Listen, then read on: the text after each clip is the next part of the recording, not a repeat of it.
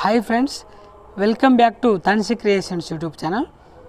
ఈరోజు వీడియోలో మనం టెట్ పేపర్ 2కు సంబంధించినటువంటి సైన్స్ కంటెంట్లో 2023 ప్రీవియస్ పేపర్కు సంబంధించిన కీ పేపర్ గురించి ఎక్స్ప్లెనేషన్తో సహా చూద్దాం. క్వశ్చన్ నెంబర్ 121, మొదటగా కనుగొనబడినటువంటి యాంటీబయాటిక్ ఏంటిది? Erythromycin, azithromycin, streptomycin, penicillin. అయితే ముఖ్యంగా మనకు మొట్టమొదటి యాంటీబయాటిక్ పెన్సిలిన్, కాబట్టి 4th answer correct. Right. Next 122 questions answer. ప్రోటీన్ల సంశ్లేషణ ఈ కణాంగాలలో జరుగుతుంది. ఓకేనా? గ్లైకోజోములు, పెరాక్సిజోములు, రైబోజోములు, లైసోజోములు. అయితే ప్రోటీన్ల సంశ్లేషణ అనేది రైబోజోములలో జరుగుతుంది. Next 123 question. ఇవి గజ్జిని కలగజేస్తాయి. బ్యాక్టీరియాలు, శిలీంధ్రాలు, సూక్ష్మ ఆర్థోపోడ్లు, వైరస్లు. అయితే గజ్జిని కలగజేసేటివి మాత్రం సూక్ష్మ ఆర్థోపోడ్లు. మనం జనరల్గా వైరస్ అనుకుంటాం కానీ కాదు. Next 124th question. కింది వానిలో శీతల రక్త జంతువును గుర్తించండి. మొసలి, తిమింగలం, పెంగ్విన్, డాల్ఫిన్. కానీ మొసలి కరెక్ట్ ఆన్సర్. ఓకేనా? ఎందుకనంటే అది భూమి మీద బతకగలుగుతుంది, నీటిలో కూడా బతకగలుగుతుంది, మన అందరికీ తెలిసిన విషయమే. 125th question. కింది వానిలో మొక్కలకు అవసరమైన స్థూల పోషకాన్ని గుర్తించండి. మొక్కలకు అవసరమైన స్థూల పోషకం అంటేనే మనకు ఎన్పికే అని గుర్తుకు రావాలి షార్ట్కట్లా. ఇక్కడ ఎన్ అంటే నైట్రోజన్, పి అంటే ఫాస్ఫరస్, కే అంటే పొటాషియం. మనకి ఇచ్చిన ఆప్షన్లలో ఫాస్ఫరస్ తప్ప వేరేది ఏం లేదు, కాబట్టి ఇక్కడ 4th ఆప్షన్ అనేది correct. Next 126th question. Quinine అనే ఆల్కలాయిడ్ ఈ మొక్క నుండి లభిస్తుంది. దతురా, సింకోనా, పెపావర్, రావుల్ఫిబియా. So second option correct. Cinchona అనేది క్వినైన్ నుంచి వచ్చేటటువంటిది అన్నట్టు. ఓకే. Next 127th question. కింది వానిలో గ్లోబల్ వార్మింగ్ను కలగజేసే కారణాన్ని గుర్తించండి. ఇక్కడ ఫస్ట్ ఆప్షన్ కరెక్ట్. శిలాజ ఇంధనాలను మండించడం ద్వారా కార్బన్ డైఆక్సైడ్ కాలుష్య కారకాల విడుదల. మిగతా ఏవి కావు. అంటే భూమిలో నుంచి తవ్వి తీసింది మాత్రమే మండిస్తే మాత్రం మనకు కలగజేస్తుంది గ్లోబల్ వార్మింగ్. ఓకేనా? Next 128th question. చిన్న జనాభాలలో అకస్మాత్తుగా సంభవించే సంఘటనల ఫలితంగా జన్యువుల పౌనపున్యంలో మార్పులు ఏర్పడడాన్ని ఈ విధంగా అంటారు.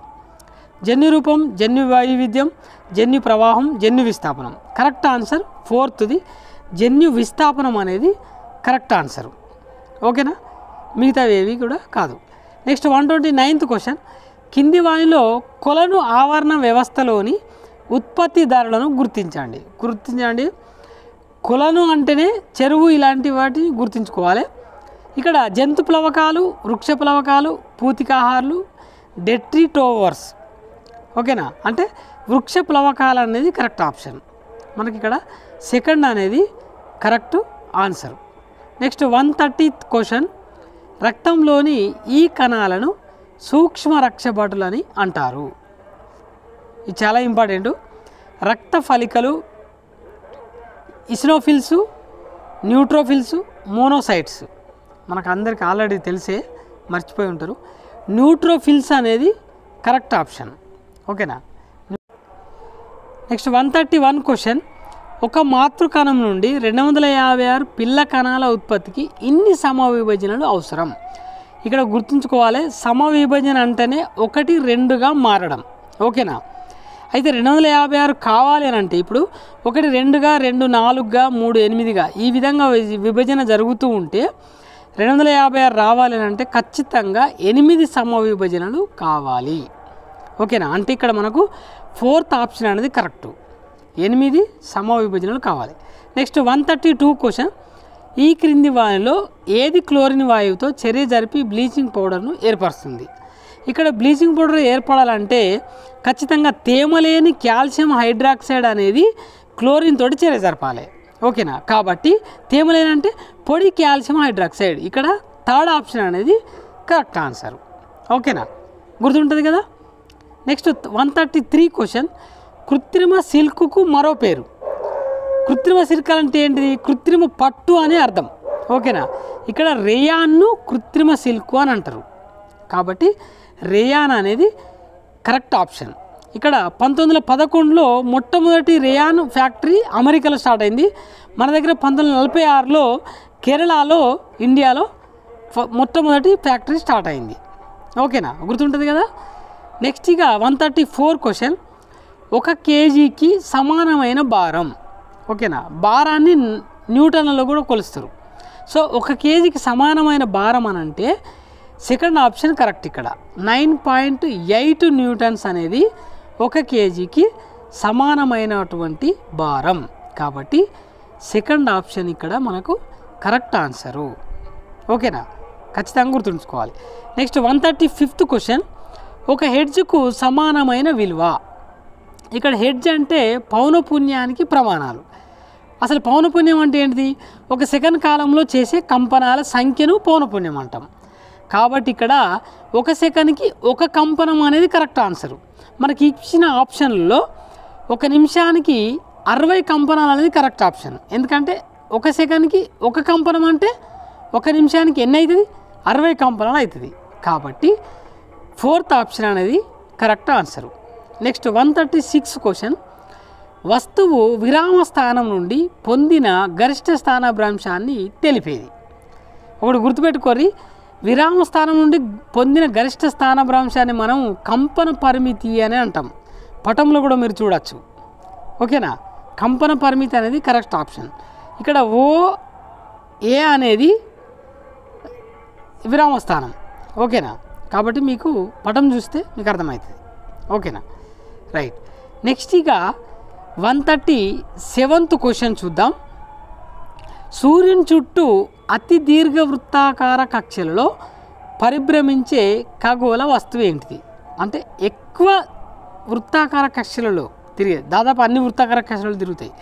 ఇక్కడ తోకచుక్కలు అనేటివి సూర్యుని చుట్టూ అత్యంత దీర్ఘ వృత్తాకార కక్షలో తిరుగుతాయి.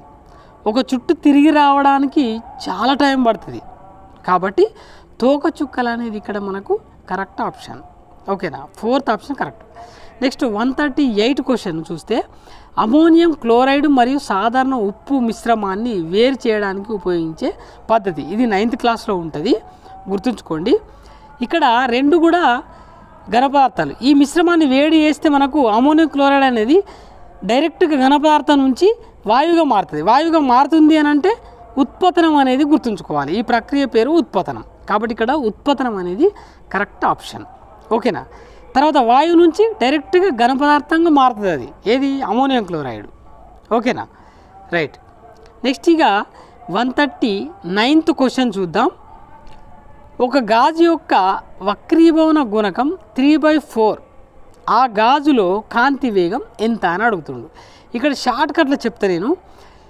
ఇక్కడ మనకు కాంతి వేగం అనేది శూన్యంలో 3 × 10⁸ మీటర్/సెకండ్ ఉంటుంది. కాబట్టి ఎప్పుడైనా మనకు వక్రీభవన గుణకం, వస్తువు యొక్క వక్రీభవనం 3/4 అని ఇస్తే, పైన 3 అంటే లవంలో 3 అని ఇస్తే కింద ఏది ఉంటే దాని ఇంటూ 10⁸ అని గుర్తుంచుకోవాలి మీరు. ఇక్కడ 3/4 అని ఇచ్చింది కాబట్టి 4 × 8 అంటే 10⁸ అని గుర్తుంచుకోవాలి. ఒకవేళ 5 ఇస్తే 5 × 10⁸ అని గుర్తుంచుకోవాలి. ఓకేనా, ఇక్కడ సూత్రం కూడా ఉంటుంది. N = C/V. అంటే మనకి ఇక్కడ కాంతి వేగం కావాలి కాబట్టి V = C/N. సో C అంటే ఇక్కడ 3 × 10⁸ మనకు వక్రీభవన గుణకం 3/4 ఇచ్చిండు. దట్ ఈజ్ ఈక్వల్ టు ఏమైతే 3 × 10⁸ × 4/3. సో అది సింప్లిఫై చేస్తే మనకు చివరికి 4 × 10⁸ మీటర్/సెకండ్ అని వస్తుంది. ఓకేనా, గుర్తుపెట్టుకోండి. ఇక్కడ ఆప్షన్ ఏంటిది? మనకు కరెక్ట్ ఆన్సర్ ఏంటిది? 4 × 10⁸ మీటర్/సెకండ్. ఓకేనా, ఖచ్చితంగా గుర్తుపెట్టుకోవాలి. పైన లవంలా ఏముంటే దాని ఇంటూ 10⁸ అని గుర్తుపెట్టుకోవాలి. అంటే 3 లవంలో ఉంటేనే, మరి వేరేది ఉంటే కాదు. లవంలో 3 అని ఉంటే ఖచ్చితంగా కింద హారంలో ఏ నెంబర్ అయితే ఉంటుందో. 140 క్వశ్చన్ చూస్తే H2SO4 యొక్క అణుద్రవ్య రాశి అని అడుగుతున్నాడు. అంటే అణుద్రవ్య రాశి ఎంత? అణుద్రవ్య రాశి గురించి మాట్లాడితే ఖచ్చితంగా ఆ అణువులో ఉన్నటువంటి ప్రతి పరమాణువు యొక్క భారం మనకు తెలిసి ఉండాలి. భారమాన ద్రవ్యరాశి అన్న ఒకటే కాబట్టి తెలిసి ఉంటే అవన్నిటిని జమ చేస్తే వచ్చేదే అణుద్రవ్యరాశి. ఓకేనా. ఇక్కడ మనకు H2SO4 యొక్క అణుద్రవ్యరాశి చూద్దాం. మనం జనరల్గా మాట్లాడితే హైడ్రోజన్ యొక్క ద్రవ్యరాశి అంటే భారం 1, అట్లనే సల్ఫర్ యొక్క భారం 32, ఆక్సిజన్ యొక్క భారం 16. సో H2SO4 యొక్క అణుద్రవ్యరాశి ఈక్వల్ చూస్తే హైడ్రోజన్లు 2 ఉన్నాయి కాబట్టి 2 × 1 అని రాస్తాం, ప్లస్ సల్ఫర్ 32 కాబట్టి 1 ఉంది కాబట్టి 32 రాస్తాం, ప్లస్ ఆక్సిజన్లు 4 ఉన్నాయి కాబట్టి 4 × 16 అని రాస్తాం. దీన్ని సింప్లిఫై చేస్తే మనకు 2 × 1 2, 32 ప్లస్ 4 × 16 అంటే 64. వీటిని యాడ్ చేస్తే మనకు 98 వస్తుంది. 98 U అంటే 98 యూనిట్స్ అని అర్థం. ఓకేనా. మనకి ఇక్కడ కరెక్ట్ ఆప్షన్ చూస్తే మనకు 1వ కరెక్ట్ ఆప్షన్ అవుతుంది. ఓకేనా. 98 యూనిట్స్ అనేది కరెక్ట్ ఆన్సర్. దీని గురించి 10th క్లాస్లో మూలకాల వర్గీకరణ ఆవర్తన పట్టిక అనే ఒక చాప్టర్ ఉంటుంది. దాంట్లో ఆ పట్టికను ఖచ్చితంగా చూసుకోండి. అది చూసుకుంటే ఖచ్చితంగా మీకు ఉపయోగపడుతుంది. నెక్స్ట్ 141 క్వశ్చన్ చూద్దాం. కింది వానిలో పుటాకార కటకం ద్వారా ఏర్పడే ప్రతిబింబ పరిమాణ లక్షణం మనకు అర్థం చేసుకోవాలి, గుర్తుంచుకోవాలి. పుటాకార కటకం అనేది కిరణాలను వికేంద్రీకరింపజేస్తుంది. కాబట్టి మనకు ఎప్పుడైనా ప్రతిబింబం ఏర్పడాలంటే వాటిని వెనుకకు పొడిగిస్తే తప్ప ప్రతిబింబం ఏర్పడదు. కాబట్టి ఇక్కడ బిందు రూప కాదు. నెక్స్ట్ సమాన పరిమాణాలు అసలు ఏర్పడది, పెద్దదైనా ఏర్పడతాయి కానీ కొన్ని సందర్భాలు.